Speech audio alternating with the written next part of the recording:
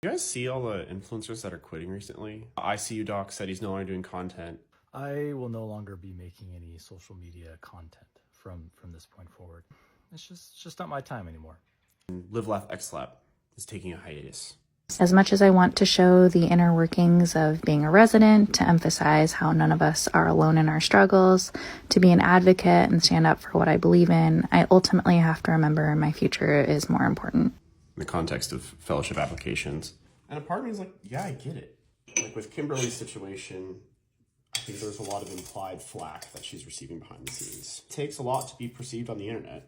Somebody said a while ago, you deserve a nice haircut. And that stuck with me. I don't know, like people say heinous things to me all the time. And then I buzz my head.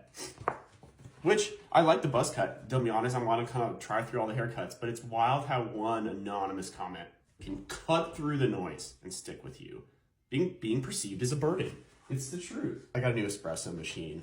This is the Laylit Anna, and she's a lot better than my starter, which was the Breville Barista, or the Breville Bambino, I think. Still been weighing out 18 grams. Okay. Little spritz.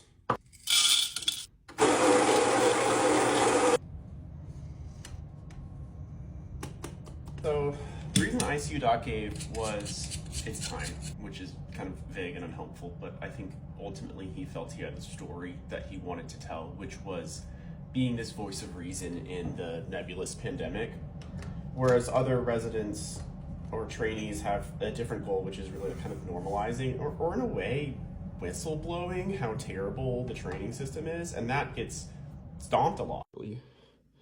The good crema, oh shit. On one hand, as Americans, we celebrate being individuals, but also the tallest nail gets struck hardest with the hammer. I think one of the reasons why I've been able to have more longevity with my content is because I don't make it around one thing. And I think I stumbled into that success.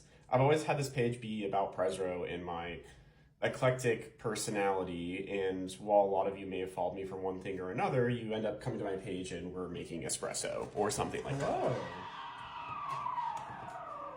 Hello. But then again, most people know me as a psychiatrist, and it's either the skits or the education that you guys followed me for, and I think I dragged you along for these hobbies, so who knows, maybe it's all just luck that I haven't burnt out at this point.